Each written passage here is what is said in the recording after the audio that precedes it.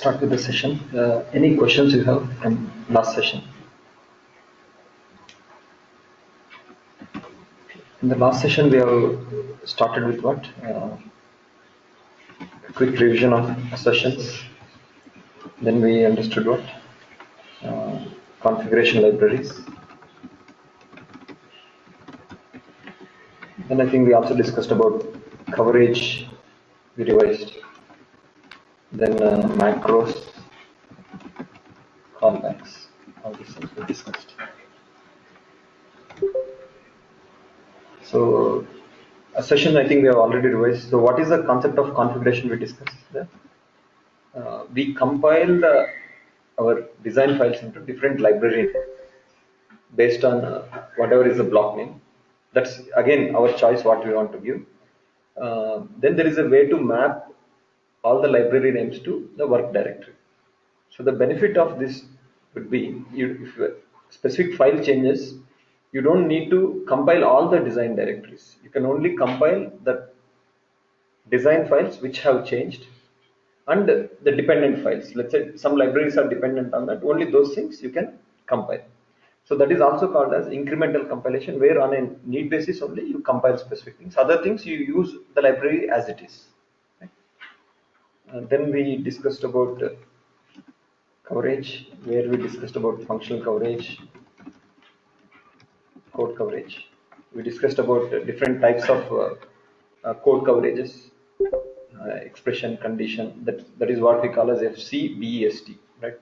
FSM, condition, branch, expression, statement, and toggle coverage. All those things. Then we discussed how do we get the report. I mean, to get the report, we have to do two additional steps. So far, we used to do compilation, elaboration, log, and simulation. Other than that, we have to do optimization, pre-opt. Then we have to do coverage save on exit. I mean, once the simulation gets over, you have to save the coverage to a specific UCDP file.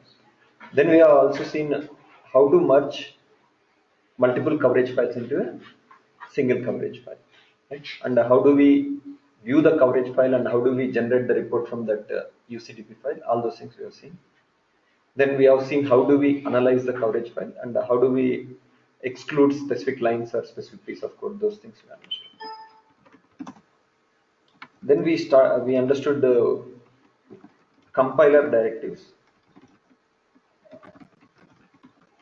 So we discussed about different compiler directives like if def, time scale, include, all those things. So compiler directives are nothing but the rules that we give to the tool on how it should behave. I mean, should it include specific piece of code or defining some macros, all those things. Then we discussed about callbacks. So in the callbacks, we have seen that it is a way of changing a component behavior without changing its code. Right? This to implement that, we will have a class and its corresponding callback class.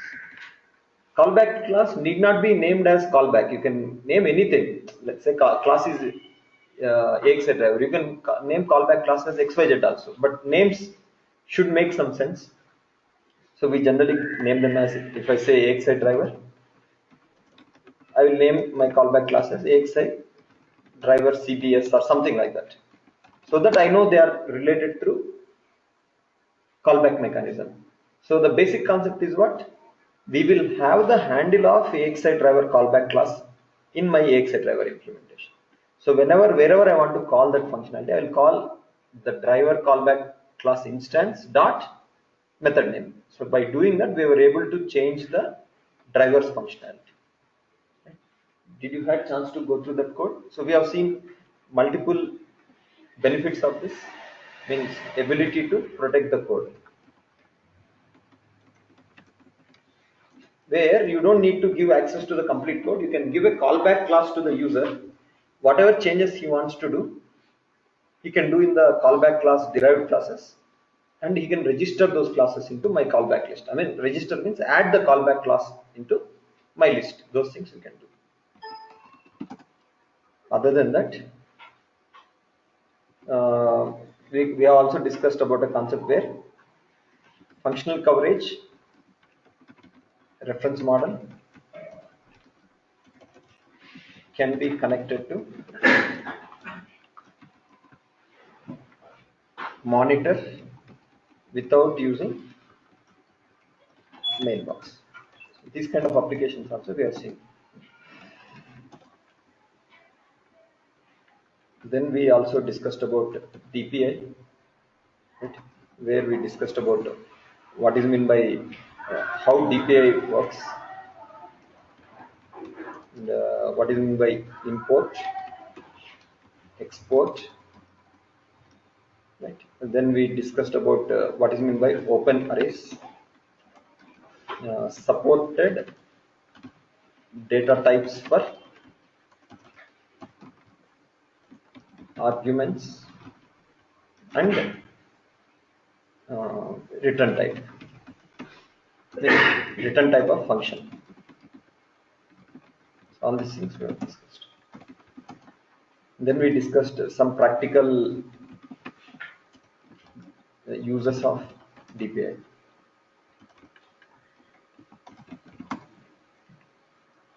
So before I go ahead, any doubts you have? With that, we completed our system Verilog course. I have shared all these things, right? If you are able to replicate most of these examples just by understanding what is that we have done, you don't need to open the code and completely understand. If you know what is the requirement we have done there, and if you are able to replicate similar kind of behavior, so you can say that most of the preparation for you is kind of done. Today we will start with the AXI protocol. I think mostly we'll also start with we'll try to cover both 3.0 and 4.0. Okay, AXI has two revisions. First one is 3.0, second revision is 4.0. Probably going further we may have 5.0 also, but that's still not it. If time permits, we'll also try to develop AXI verification IP and we'll try to validate it. Okay, so we're only validating VIP. I mean, it's not verifying because VIP is not a design, it's a verification code, so we can't verify a verification code. Right?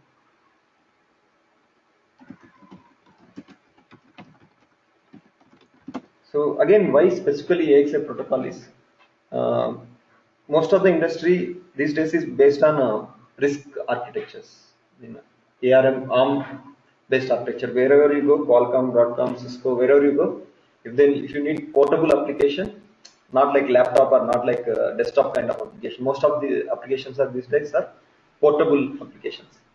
Portable devices means the size has to be small. That is one of the criteria. Most importantly, it has to be what? Power, less power consuming, right? And it should be more at lower power. It should give better performance. Need not be better than my laptop. It need not give as much performance as laptop, but it should still give higher performance compared to with respect to the lower power consumption it does, right? So RISC architecture, that is ARM process, seems to be the best fit for those kind of requirements. So that is where you see most of the companies will be using this ARM based architecture.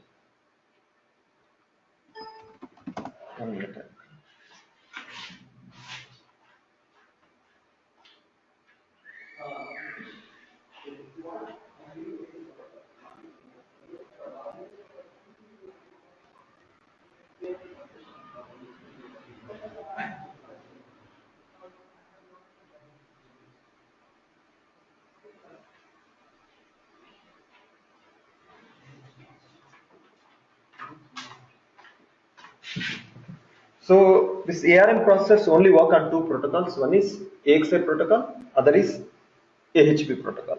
So since all the companies, 95% of companies have this process and designs based on this process, it always makes sense for you to first get yourself familiarized with AXI and AHP protocol, because any coding you do, you need to have familiarity with those protocols. Any debugging you have to do. Anything you want to understand with respect to the design, right? It always makes easy for you to know if you know AX and HP protocols, right? Basically AXI falls under a category of protocols called as AMBA protocols. That stands for Advanced microcontroller bus architecture.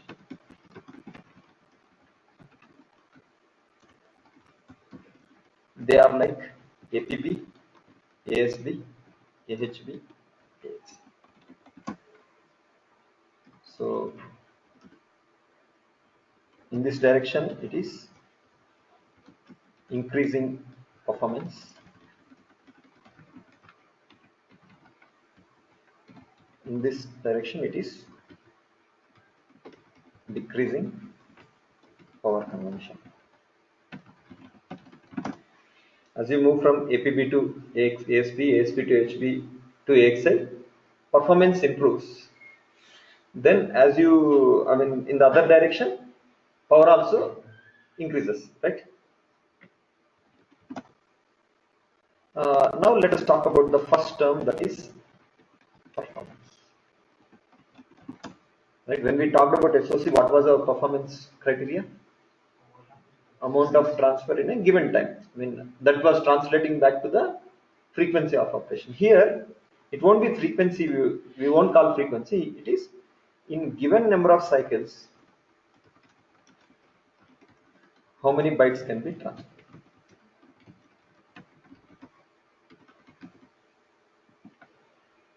That's how we can judge one protocol to the other protocol. So you will see that APB will start with APB. How APB works is, it's a pretty simple protocol. The reason I am saying is, when you learn AXI, you will see that APB is very simple, right? It has signals like P address. So there is always a convention. Whenever you learn a protocol, there will be some naming has some conventions. APB always starts with P. Any name in APB protocol starts with P. P address, P data, P write data, P read data, P ready, P enable, like that, right? P clock, P reset 10, then P W data. W data means what? The data we want to write. PR data, then P ready, P enable. Again, AHB will have signals like H address. ASB is kind of not used these days. Mostly people either use APB, AXI, or AHB. Right? H address, HW data, HR data. See, some places I am writing capital, some place small. It's just it happening. That's all. Okay. There is no significance of capital and small here. HR data, H ready, H burst, H size. Right? Then what else? H grant, H lock. So you see, AHB starts with what? H. So next thing is AXI. So there is no specific keyword for that. There are channels, 5 channels. Based on which channel, it will start with the corresponding signal name. First, let us understand what is APB protocol. In APB protocol, first, anytime you want to understand a protocol behavior, you have to draw a clock.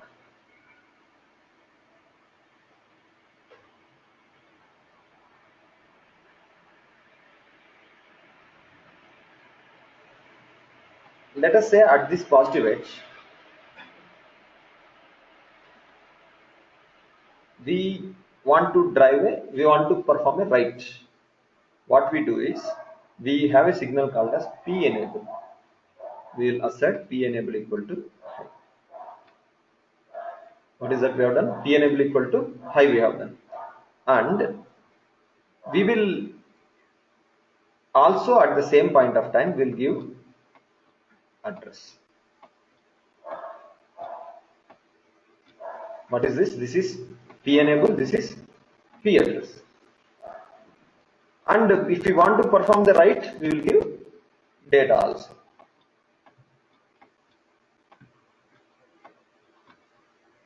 Now, as we have discussed in Ethernet loopback design examples, we have seen that the communication has to be two-way, where master is giving data, slave also should be ready to accept the data. If it is not ready, even if you give 10 times, it is not going to accept. So, what is the indication that slave? How does slave indicate that I am ready? P ready. It will give a signal by name P ready. So, where does it give? Can it give at same clock? Is it possible that it will see at same clock and at same clock it can give P ready? It is not possible, right? So what it will do? It will wait till this point. So here it drives P ready. Once it has monitored, so this is the point where both P enable and P ready are high. What is it? When P ready and P enable are high, that is when the transfer of that specific data is complete. It is not here. Let's say this is clock number 1, clock number 2, clock number 3. So where is the data transfer complete? It is at clock cycle 2. That is because both P enable and P ready are high at same point of time. Now if I don't have any data, I have to pull it down. Otherwise, what is the problem? In the next clock also, my slave may end up assuming that user wants to give the data. If I keep this P enable high, it will assume, right? I mean, it doesn't know whether you are giving data or not. Only rule for slave is what is the P enable condition. So you have to pull it down.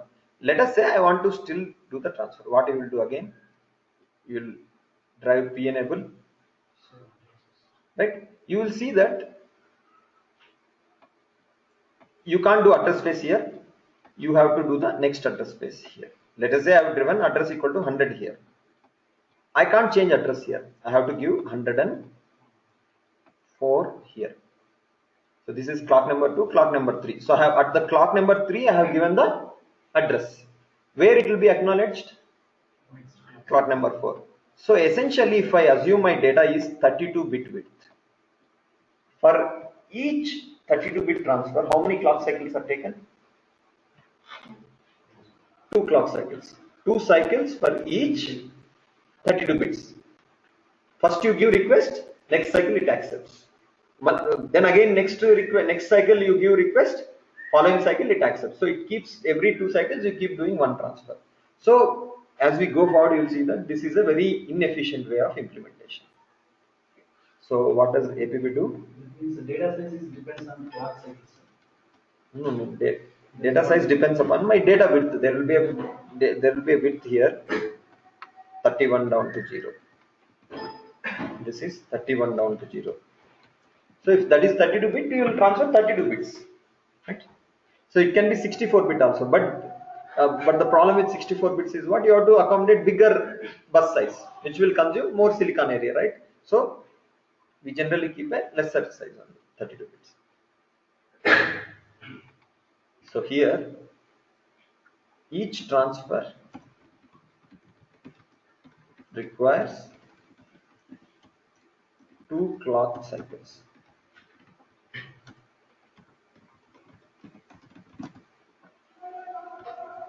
Is it clear to you? Each transfer requires 2 clock cycles. So assuming that, now how did I come up with that 32? There is no, it can be variable. I can have a APB interface with only 8-bit data bus. I can have APB with 16-bit. In this case, I am assuming 32 because in real life, generally it will be 32-bit data bus interface. Most of the cases you will see bus interface will be 32-bit data bus. Right? So if I have to transfer 100 bytes, it will take how many clock cycles? 50 clock cycles. Now how can we improve this? Let us see same diagram. How can we improve it better? What we can do is,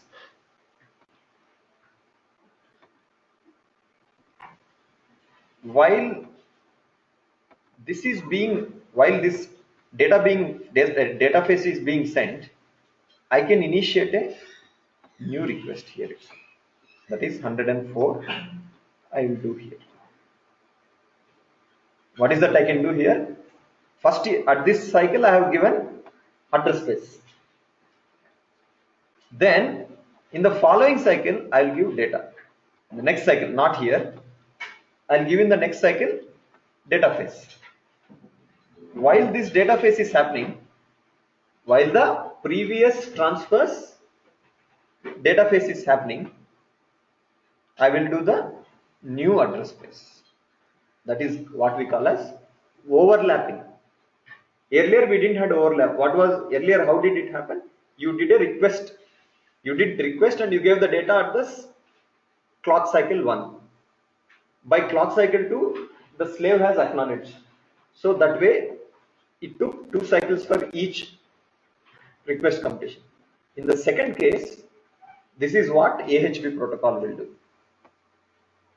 What we do is, we do the something called as overlapping. What is meant by overlapping is, when you are doing the new address space, I mean, while you are in the previous transfers data phase, you do the new request address space, because they are independent, right? You are already issued address and slave has captured address, and when you want to give the data phase, don't wait for it to complete. You initiate the new address space. So what do we do?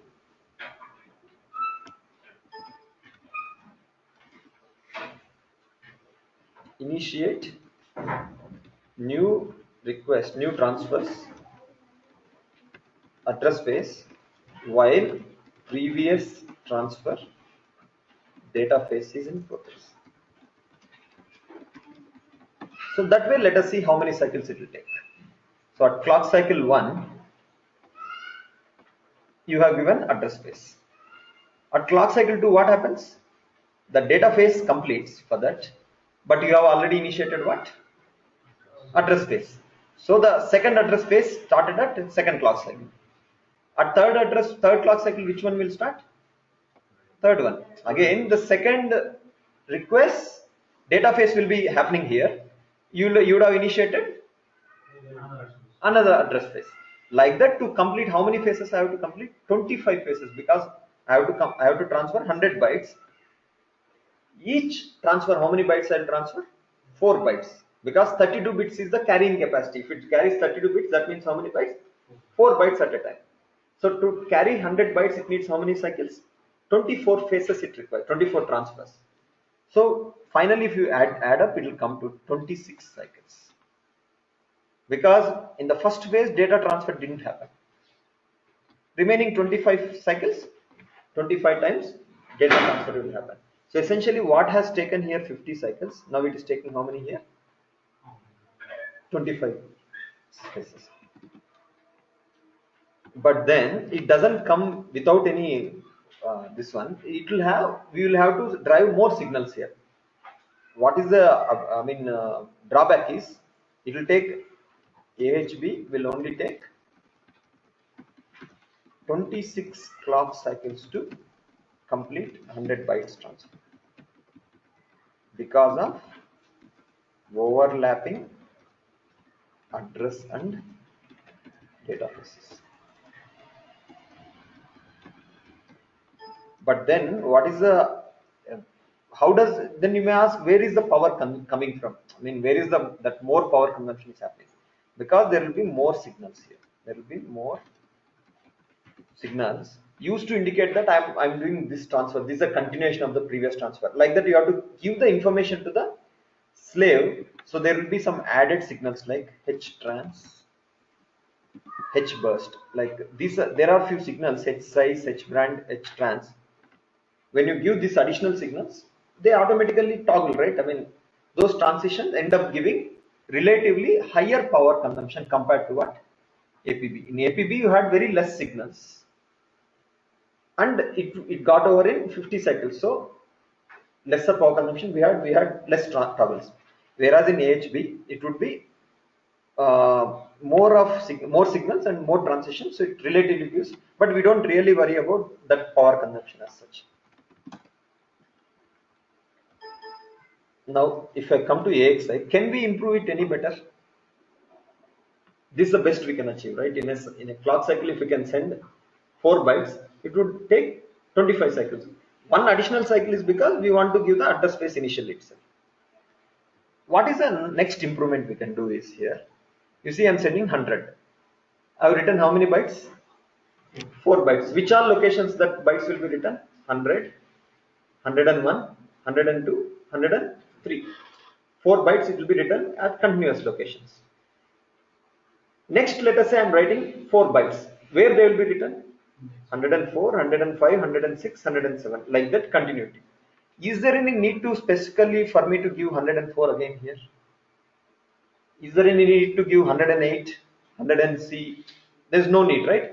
Once I give to the slave, what is the first address? And how many bytes am I writing in each cycle? Slave should be intelligent enough to do the calculations. How can it do the calculation? First I have got 100. And I am written with how many bytes?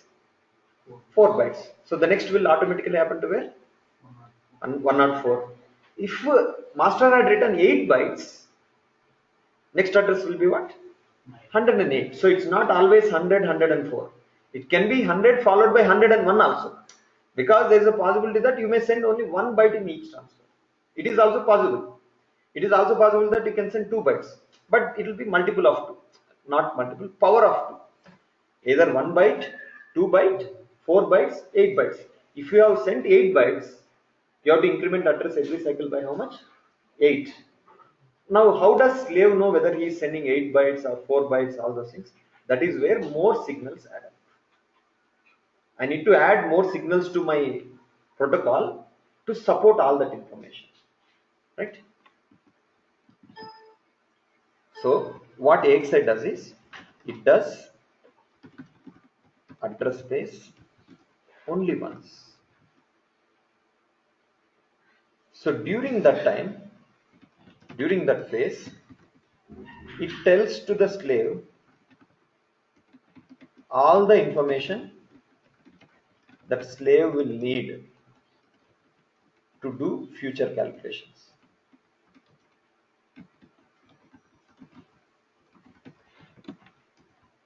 Can you read it once? It does address space only once, whereas in AHP, how many times we did address space? 25 times. For each transfer, we do one address space. How many times did we do a data phase? 25 times. Data phase you can't avoid, right? I mean, it's not, is it possible to send all 100 bits or 100 bytes in same cycle? It's not possible. It has to be done in 25 cycles. Only thing we can avoid, you can't improve it. You can't improve beyond it. I mean, there are other types of improvements which AXI can do, but in terms of throughput, you can't do anything better than that. It has to take minimum of 26 clock cycles. We are less than that, you can't do it unless you increase the data bit size to 4 bytes to 8 bytes. That's not option we are talking about. But what AXI can do is that it can avoid the 25 address spaces to only one address space, because all the following address spaces are related: 100, 104, 108, 100C, in that manner. Right? Next, what AXI does is, it introduces a concept of ID. To understand ID, let us take a real life example. Okay, in real life, we have, let's say we go for a home loan to a bank. Okay, why we need ID? Let us understand. Okay, typically home loan happens in how many phases? 3 phases. You submit the application, then you submit the documents, then finally you get what? Sanction. So application process, document submission phase, then sanction phase. Do you do all them at same clock same time? No, right? They happen at varying periods. I mean, it may take around 2 months duration. If bank is only processing, has a rule that I will only process one loan at any point of time. How many loans it can process in a year completely? 6 loans, because of the 2 months limitation. Now, would it be a optimal way of working style? No, right? So there has to be another way bank figure out where they should be able to process multiple loans at same time. Now, to support multiple loans, what is the most basic requirements they should have? They should have a way to identify this application belongs to whom. This document belongs to whom. Let's say some salary slip is there. Whom does this salary slip belongs to? Let's say some address proof is there. Whom does this address proof belongs to? And let's say sanction letter is there. Again, it can't be generic, right? You can't write a sanction without any information, right? It has to be told to whom does the sanction letter work. So whatever phase we are talking about, application, document, or the sanction, all 3 of them are related to some ID, identification. What is the identification in this case? The name of the applicant itself. Application is identified through what? The name of the applicant who has applied for the loan. Document is also again associated with what? Name of the person. Even sanction is associated with what? The name of the person who has applied and whom we want to sanction it. What is the benefit of us identify everything through this name or some unique ID? So that you can use let's say a new person comes for loan, you can classify application, document, sanction everything through his name, new ID, new identification. That way you will be able to process multiple loans at same time. Not only that, while you are doing application today, let's say someone else may submit document, you may issue sanction letter. So that whole thing is possible because of this concept of having individual identification for each process. Right? I mean, it's not like only application has ID, right? Everything has a unique identification. Here also, we have a concept of ID to support multiple transaction in concurrent, in parallel, I mean to say.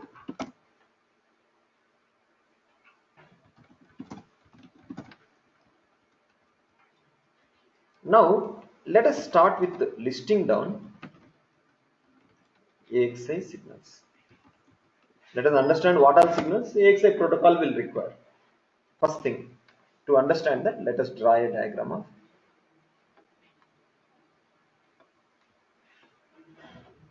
a master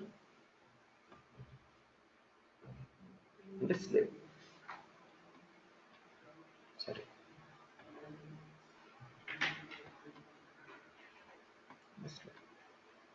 The first thing we require is what? A clock, where we tell to the master what is the frequency at which you are sending the data, or what is the frequency at which you are working, and we need to also tell to the slave at what frequency you are working. So first thing we require is what? Clock. Other than that clock, what else do we require? Reset. Why we need reset? Let's say master enters into a unknown state, slave enters into an unknown state. To bring it back to the known state of operation, the only way that is possible is reset. There is no other way.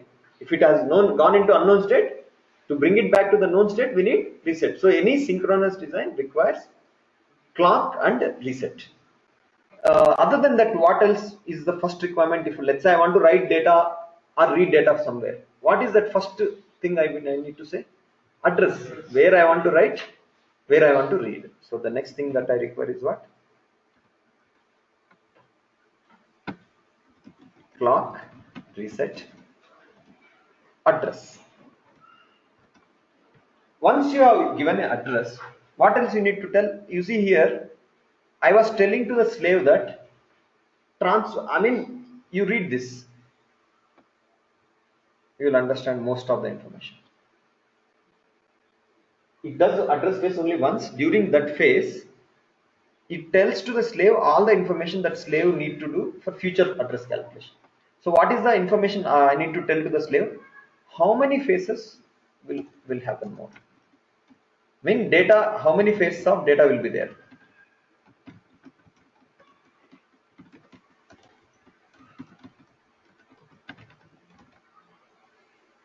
Is it clear? I mean, will I do 10 times data phase, or will I do 20 times, will I do 5 times? All those things I need to tell to the slave.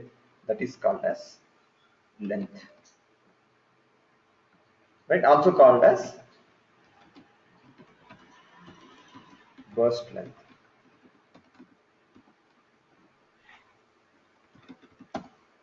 So inverse of burst is single.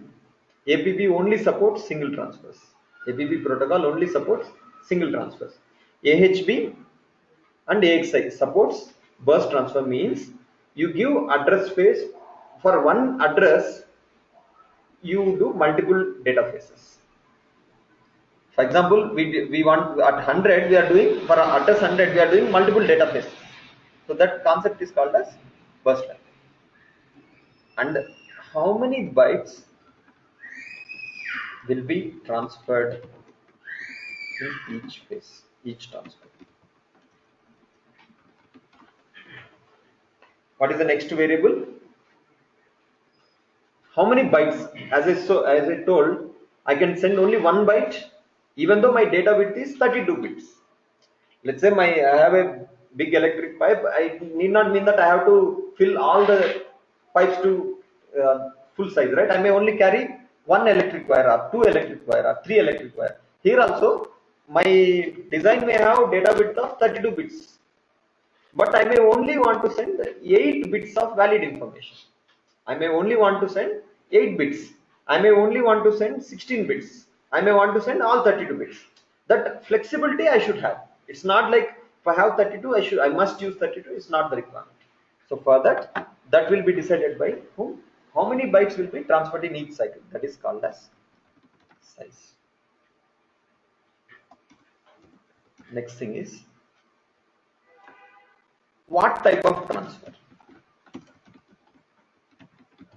If you see, when we write to the memory, first address, where did we write to the memory? 100. What was the next location? 104. Next, 108, 100C. Like that, every 4 bytes we are writing, 4 address locations we are writing. Let us say if I write to a FIFO.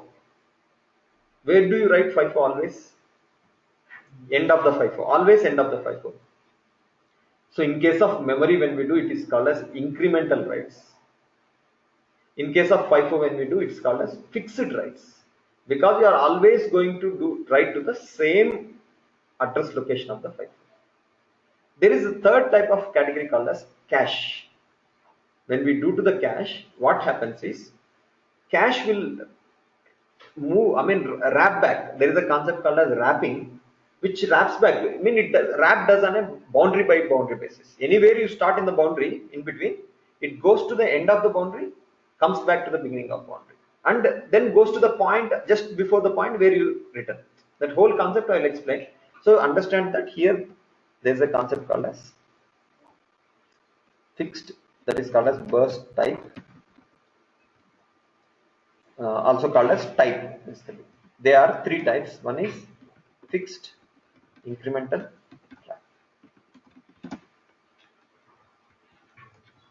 okay.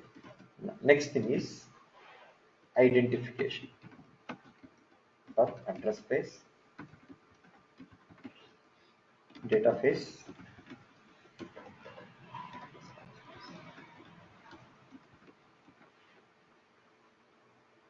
what is the next thing I'm talking about? Identification. I need to, like in home loan, we have to identify this address, this application belongs to whom, this document belongs to whom, this sanction letter belongs to whom. Everything was identified through the name of the person. Here, there is English doesn't support, is not supported in AXI, this implementation. So we have to use a number, ID, that is called as ID.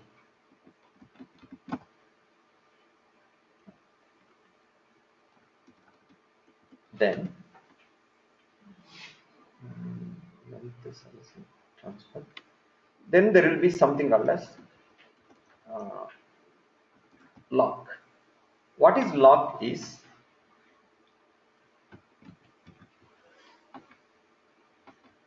let us say I have a interconnect and I have one master. I have second master, and let's say I have one slave, master 1, master 2, and I have a slave.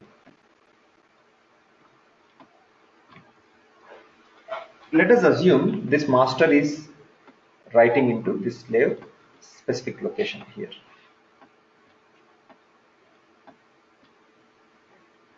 Master is writing into what? This slave's this specific index. Would it be okay if this also tries to read from this location at the same time? Something like that. It can create a race condition. What is race condition here? Based on the order in which M1, M2 transactions are going to happen, the result that M2 going to get will matter. Means if M2 read happens before M1 writes, it will get a different data. If M2 read happens after M1 write, it will get a different data. Do we want to have an electronic system with that kind of dependency, where you do on now, it will have one behavior, if you on afterwards, it will have different behavior? You don't want that behavior where it varies with the behavior varies with time. It should behave the same way. What is the right way, right? So we don't want such behavior. So to avoid that, we have some kind of concepts called as lock. Lock is again basically three types. One is where we don't care. One case is where whether it happens or whether this happens, we don't care. But generally that is done in only one master system. When you don't have second master, it is called as normal transfer, because there is no other master to access it also.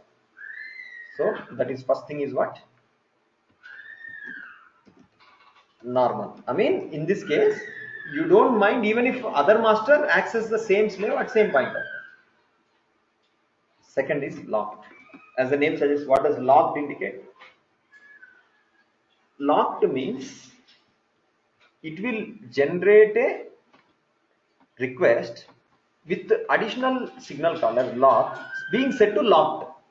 That time interconnect, this is called as interconnect. What is interconnect? The something which connects multiple masters to multiple slaves is what we are calling as the interconnect. This locks this location to this master. It locks that location to whom? This master. That time, even if it tries to give the request to it, interconnect will not respond. Interconnect will not forward it at all. In case of lock, in case of slave location being locked to the master, if a new master tries to access that, it won't even reach the slave, because interconnect has already locked that slave location to this master. There is a locked is a very strict behavior. Normal is what? Very lenient behavior. In between falls something called as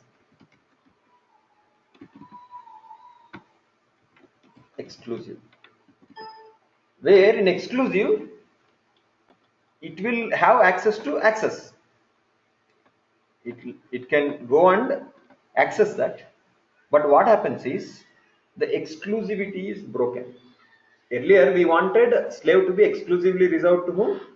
Master one. During that time, not throughout simulation or not throughout the device lifetime. To the current point of time, we wanted slave to be reserved to whom? Master one. So to give that reserve, what master will tell to the slave that it will generate a signal called as AW lock or AR lock. There will be some signals equal to exclusive, indicating to the slave that you are exclusively allocated to me right now. But it doesn't limit other master from accessing. Now what happens is, if other master accesses the same slave in between, it will generate one type of response. If it doesn't access, it will generate second type of response. So based on that, my master comes to know, has this location been updated, has this location been accessed by someone or not accessed. So it will understand, is the exclusivity still maintained or is the exclusivity broken. Exclusivity is broken when you have exclusively kept the slave for you, but someone else has accessed in between. Since it is broken, you will give one kind of response, that is called as OK response. If the exclusivity is maintained, no one has accessed it, it will give exclusive OK response. There are two kinds of responses. That is where comes the concept of response. Four types of responses. OK response. What is the second response we discussed so far? Exclusive OK. Next one is decode error, slave error. OK generally indicates that things happened properly. Exclusive OK indicates what? Exclusivity is broken. Someone else has accessed this location while it is being exclusively allocated to the specific master. What is the third thing? Decode error. What is decode error? You send a letter to some address with a pin code doesn't exist. What will happen in that case? You will get the decode error. I mean, post office itself will return back the letter to you, indicating that this doesn't exist. We are not able to decode the pin code you have put. Here also, you target an address which doesn't exist in my system, which my interconnect is not able to figure out what is the address. In that case, it issues what? Decode error. Slave error is a fourth category, is where slave is not able to respond. Slave is there, address is there, everything is there. Slave is either powered off Or slave, you are requesting a read from slave, but it doesn't have data to return. Or you are requesting write to the slave, but its memory is full. You can't write anymore. There are few such conditions where slave decides that I'll give slave error response. That's the error concept. Then we'll have a concept called as cache.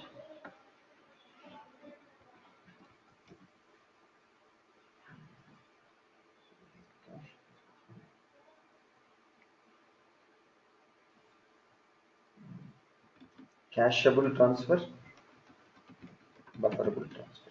So these concepts I'll explain in the further slides. For time being, so we have listed down signals.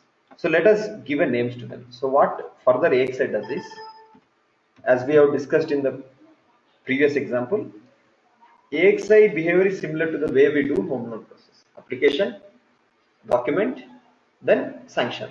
Here, application process is similar to, here application is similar to address space. Document is similar to data phase. This is where data transfers will happen. You write the data, you read the data. While submitting document, do you give application every time? No, right? Application is only one time. Rest everything you give is only document. When you have your PAN card copy, you will give PAN card. Salary slip, you will give salary slip. You don't again keep giving application again and again. That is because you are identifying yourself through what? Your name. Here everything will be identified through what? ID. It is going to send an ID. So through that, slave or master both knows this corresponds to whom, which transaction, which address phase, right? Data phase. Then what is the next thing? Sanction. What is that sanction phase corresponds to? Response phase. So totally, AXI does write in how many phases? 3 phases. What are the 3 phases? One, address phase, multiple what? Data phases, and one response phase. Again, just correlate with this, automatically you will understand. How are we going to avoid the race condition? Where? Tell me. This AXI protocol. No, race condition will be avoided because of the lock. You generate a request with locked transfer. What more is there? Normal. Normal, locked, and Exclusive. So in that case, my master knows that it is exclusive. It will discard the data basically. It will not treat it as a valid data. So address does write in how many phases? AXI does write in how many phases? 3 phases. How many times address space is done? Only once. Data phase is multiple. So that multiple is decided by this length. And how many response phases? 1. Whereas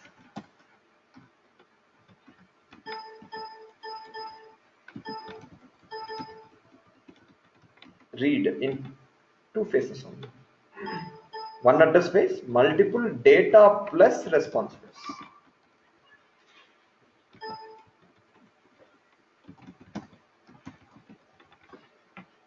How come we are able to merge here? Let us understand. You see, in write case, if this is the master, this is the slave. Who will give the address? Who will do address space? Master or slave? Master is the one, right? Master is the one who is going to decide where I am going to write or where I want to read from. So address space is in this direction, right? Address, all that information master has to give. What is the next phase after address?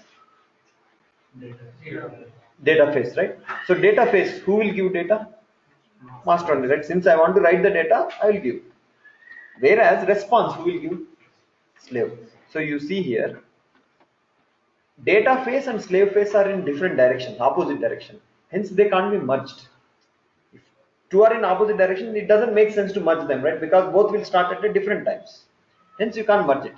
Whereas if you go to the read, what will happen is, right, address is in what phase? Master phase, master to slave. Data will come from where? If you are reading, slave. Response will also come from where? Slave. So the both database and response face are in what direction? Slave to master direction. So it is possible that you can merge data and response face into a single merge because both of them are in the same direction. You know, you are doing reverse sorting from slave to master. Slave can't do because slave cannot initiate request. Only master can initiate request all the times. But slave is also having the address as well as the data. Again, master can only issue the request. So if you issue the request, slave needs address, right? Slave can't assume that master would have issued this address. For master, address is output. For slave, address is input. For master, length is output. For slave, length is input. So it can't do the address space. Only master will do the address space. Master will do the write data phase. So slave will only do the write response phase. So let us understand who will do the address space. Master to slave. Who will do the data phase? Master to slave. Who will do the response phase here? Slave to master. This address space who will do? Always address space means master to slave. Blindly you can say. Who will do data and response phase? Slave to.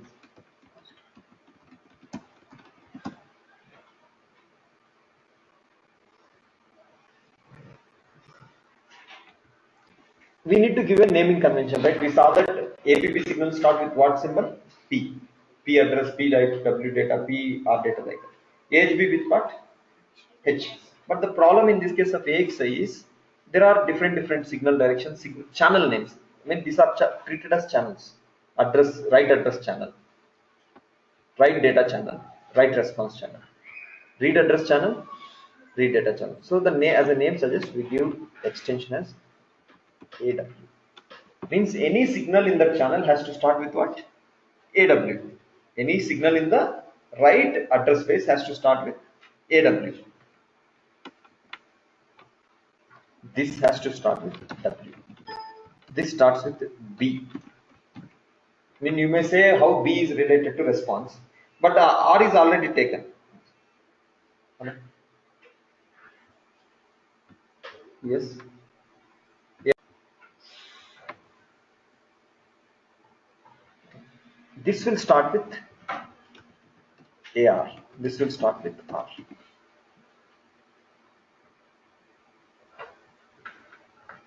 Is this clear?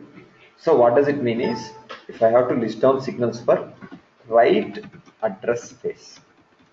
In summary, all AXI signals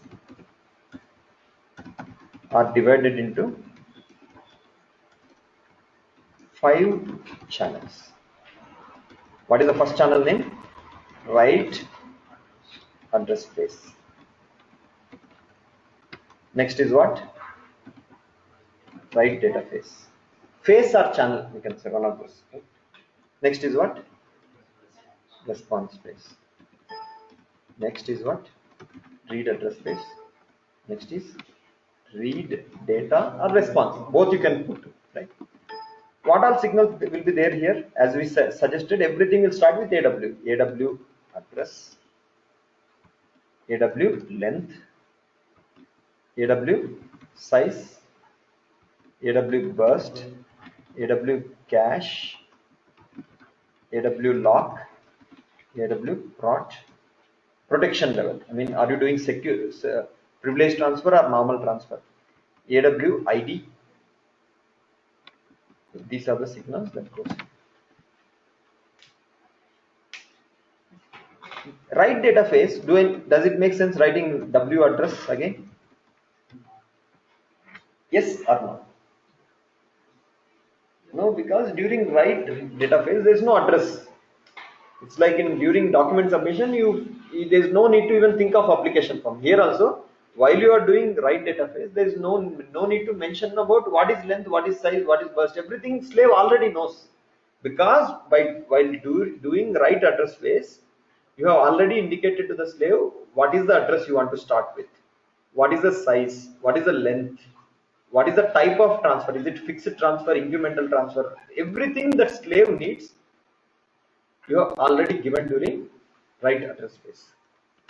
Then what is the next one? Write data phase. So only thing that you are going to have is W data, W stroke, WID. There is another set of signals called as AW valid here. AW valid. That is because we need handshaking. Sometime back when I was explaining APB protocol, I explained what is handshaking, right? Master is giving a information to the slave. Slave needs to acknowledge back. Without slave acknowledging, master doesn't know whether has it gone properly to the slave or not. So even slave needs to know when the master is issuing data or request something, right? Here also the same concept. We use AW valid driven by master. AW valid will be driven by whom? Master, to indicate to the slave that I'm issuing a write address space. And in return, what the slave will do? It will issue AW ready. But understand, it doesn't mean that transaction is complete. Only write address space is complete. So what does it indicate? At any positive edge, if AW valid equal to 1 and AW ready is also equal to 1, it indicates what? Write address space is complete. But does not imply whole transaction completion.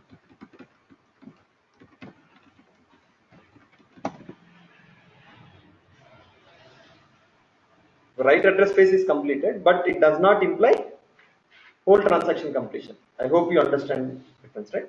Next thing is, here also for write data phase also what you will have? W valid, W ready. It's a very simple example. Is you go to bank and you submit salary slip, they will give some kind of small acknowledgement slip saying that I have only received salary slip. Does it say that? Does it mention anything about your sanctioning? No. Does it have anything to do with any other document? Only that cycle I have submitted. So here also, when W valid and W ready is high, it only indicates that that corresponding data phase is complete. It doesn't say anything about all transfers. It only talks about that specific data transfer happened successfully. Again, same concept here. If W valid, W ready. Write data phase is current. Write data phase is complete, but does not again imply complete transaction. Similarly, write response starts with what signals? What name? B. So you'll have B response, B ID, B valid, B ready. You see every channel I am writing what commonly? ID and valid and ready. So if it is write address, I will give AW valid, AW ready. If it is write data, I will give what? W valid, W ready. If it is response, write response, B valid, B ready. Now, why do I need BID? ID is also there everywhere. Why didn't I give everywhere AWID, AWID, AWID? It is to ensure that we maintain unique name. For write address channel, it is AWID. For write data channel, it is WID. If I use same AWID for everything, what is the problem is, if I initiate a new transfer, it's like in a bank, there can be 10 people doing loan at the same point of time. One may be submitting application, one may be submitting documents. If I use same AWID for everything, by the time a new data phase starts, someone else may have updated AWID to the new ID. What will happen in that case? Your data will not go to the same one, it will correspond to someone else. So it always makes sense to have each channel with a unique ID. Does it make sense why we should have a unique ID to each channel? Why can't I maintain the same ID for whole transaction? Because they happen in a phased manner. If you are doing right, there should be something called as WID only. If you try to have something else, common thing, if someone has overridden, it will also affect your current data phase. That is about write. Read is exactly same. There's no difference at all. Only difference is you change R. AR. Wherever AW is there, just change it to AR.